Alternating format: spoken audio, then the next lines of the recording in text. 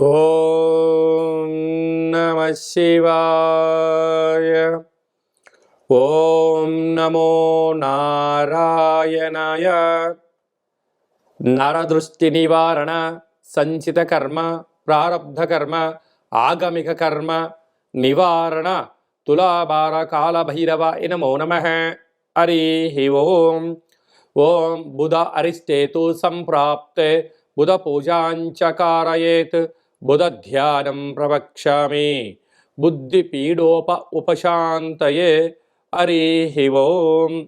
మా ఛానల్కి స్వాగతం. చూస్తున్న వీక్షకులకు, ప్రేక్షకులకు, ప్రియ కాళభైరవ భగవద్బంధులకి స్వాగతం పలుకుతూ మమ్మల్ని ఎంతగానో ఆదరిస్తూ ఉండబడినటువంటి ప్రియ సోదర సోదరీమణులకు, సనాతన ధర్మ సంరక్షకులకు, జ్యోతిష్య అభిమానులకు అందరికీ బుధ భగవానుడు ఏడాది తర్వాత వృశ్చిక రాశిలో సంచారము చేయడం వలన సకల శుభాలను, సకల మంచి బుద్ధిని, మంచి జ్ఞానాన్ని, సత్ప్రవర్తనని కలిగించాలని కోరుకుంటూ ఆశీర్వదించమని ప్రార్థన చేద్దాం.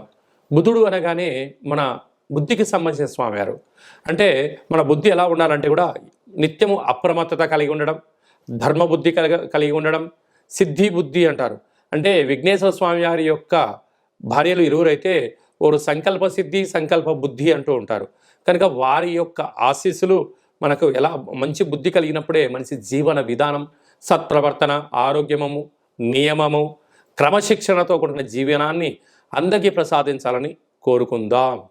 ఇలాంటి కాల సమయంలో బుధుడు మనకు అనుకూలంగా ఉండాలి అన్నట్లయితే ప్రతి బుధవారం పూట ఉదయం 6 గంటల నుండి 7 గంటల వరకు బుధహోర జరుగుతూ ఉంటుంది. కనుక సూర్య నమస్కారం చేయడం, ఓం బ్రాం బ్రీం బ్రౌం సహ బుధాయ నమః అనేటువంటి మంత్రాన్ని ఉచ్చరింపచేయడం, ప్రతి బుధవారము పెసరపప్పుతో కూడుకున్నటువంటి ఆహారాన్ని భుజించడం, ఆ పెసరపప్పును నీటిలో నానబెట్టి హనుమంతుడు స్వామివారి దేవాలయంలో ఏర్పాటు చేయడము, శ్రీ వెంకటేశ్వర స్వామికి తులసిమాలను సమర్పించడము, విష్ణు సహస్రనామ పారాయణం చేయడము, విష్ణు సహస్రనామ పారాయణాన్ని వినడం వలన బుధుడి యొక్క ఆశీస్సులు కలిగి మనకి మంచి బుద్ధి కలుగుతుందని చెప్పి గమనించాలి. ప్రతి బుధవారం పూట నవగ్రహాల దేవాలయానికి వెళ్ళి 17 సార్లు ఓం బ్రాం బ్రీం బ్రౌం సహ బుధాయ నమః అనే మంత్రాన్ని ఉచ్చరింపచేస్తూ ప్రదక్షిణ చేయడం. అలాగా 1 కేజీ 700 గ్రాముల పెసర్లు కానీ, పెసరపప్పును కానీ పసుపు రంగు అంటే విశేషమైన ఆకుపచ్చ రంగు కలిగినటువంటి మూట కట్టి పసుపు, కుంకుమ, గంధము, అక్షంతలు కలిపి అక్కడ నవగ్రహాల దగ్గర ఉంచడము, పూజారికి దానం చేయడము, నానబెట్టినటువంటి ధాన్యాన్ని గోమాతకు ఏర్పాటు చేయడము, నదిలో వేయడం వలన మంచి బుద్ధి, మంచి జ్ఞానము మన సొంతమవుతుందని చెప్పి గమనించాలి. కుంభరాశి వారికి ఏడాది తర్వాత బుధ భగవానుడు రాజ్యస్థానంలో సంచారం చేయడము, ఒకవైపు ఏలనాటి శని ఉండిన కాల సమయంలో, అలా సంవత్సరపు ఇయర్ ఎండింగ్ కాల సమయంలో అలాగే రాజ్యస్థానంలో ఉండడం వలన వృత్తులు, ఉద్యోగాలు, వ్యాపారాలు, సేవా రంగాలు, వ్యాపారంగ కార్యక్రమాల్లో కుంభరాశి వారికి మంచి స్థితి రాబోతుందని చెప్పి గమనించాలి. మీ పట్టుదల, మీ ఓపిక, మీరు చేస్తున్న సత్కార్యక్రమాల వలన రాబోయే కాలం అంతను కూడా మీరు మరో మైలురాయి దాటుతూ సభలు, సమావేశాల్లో పాల్గొనడం, రాజసన్మానం, గజ సన్మానంలో పాల్గొనే పరిస్థితి ఈ కుంభరాశి వారికి ఉందని చెప్పి గమనించాలి. బుధ భగవానుడు ఇంకనూ మనం విజయం సాధించడానికి మంచి బుద్ధిని, మంచి జ్ఞానాన్ని, వ్యాపార అభివృద్ధిని, జనాకర్షణ, ధనాకర్షణ కలిగినటువంటి వాటిలో విజయం సాధించగలగాలి అన్నట్లయితే ఈ యొక్క పాత్రను స్వర్ణాకర్షణ కాళభైరవ స్వామికి అక్షయ పాత్ర అంటారు. ఇది ఒక కంచు పాత్ర. ఈ పాత్రలో 12 రాసులు అచ్చు వేయడం కూడా జరుగుతుంది. కనుక ఈ పాత్రను ప్రతిరోజు మనం ఇంట్లో పెట్టుకొని పూజ చేసిన తదనంతరము ఇలా శబ్దం చేస్తే ఓంకార శబ్దం రావడం జరుగుతుంది.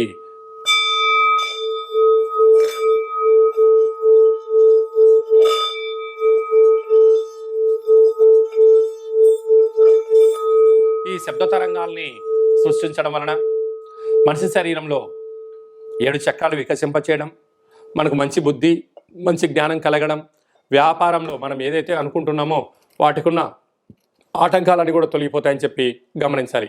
ఈ కాళభైరవ స్వామి అక్షయ పాత్ర, కాళభైరవ స్వామి యొక్క పిరమిడు, డాలరు, కంకణము, మీకోసం ప్రత్యేకంగా కాళభైరవ హోమము, అలాగనే అక్షయ పాత్రతో పాటి 27 రకాల వస్తువులతో దిష్టి దించడం కూడా జరుగుతుందని చెప్పి గమనించాలి.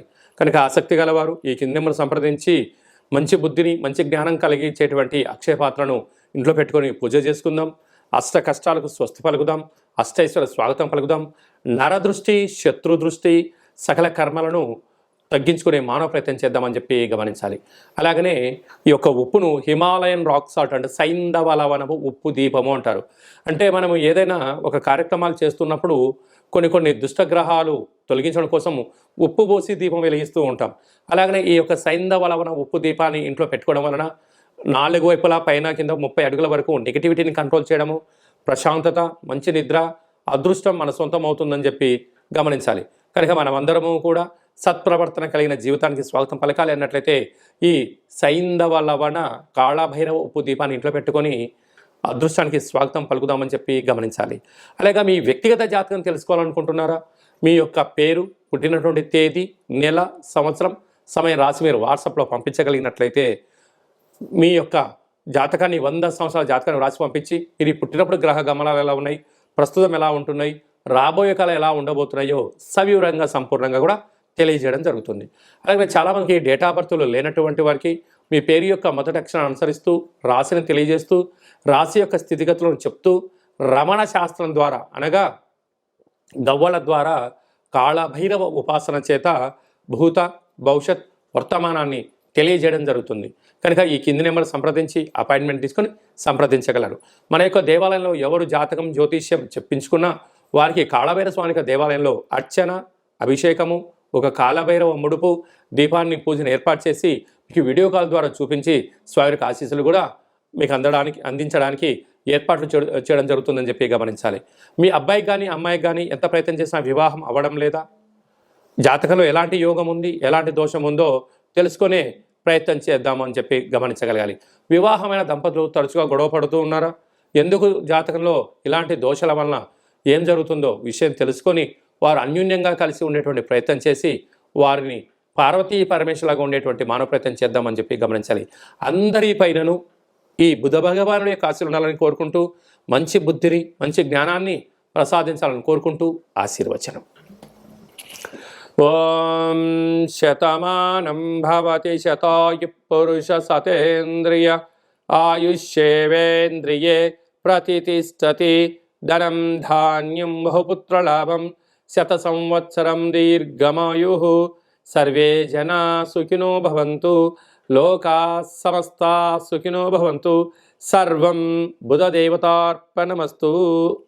ఈ వీడియో మీకు నచ్చినట్టయితే లైక్ చేయండి, షేర్ చేయండి, మా ఛానల్ని సబ్స్క్రైబ్ చేసుకోండి. మేము చేస్తున్న వీడియోలు, ఆధ్యాత్మిక వీడియోలు భగవద్బంధువులకు, మిత్రులకు, స్నేహితులకు చేరవేసి హిందూ ధర్మాన్ని కాపాడండి.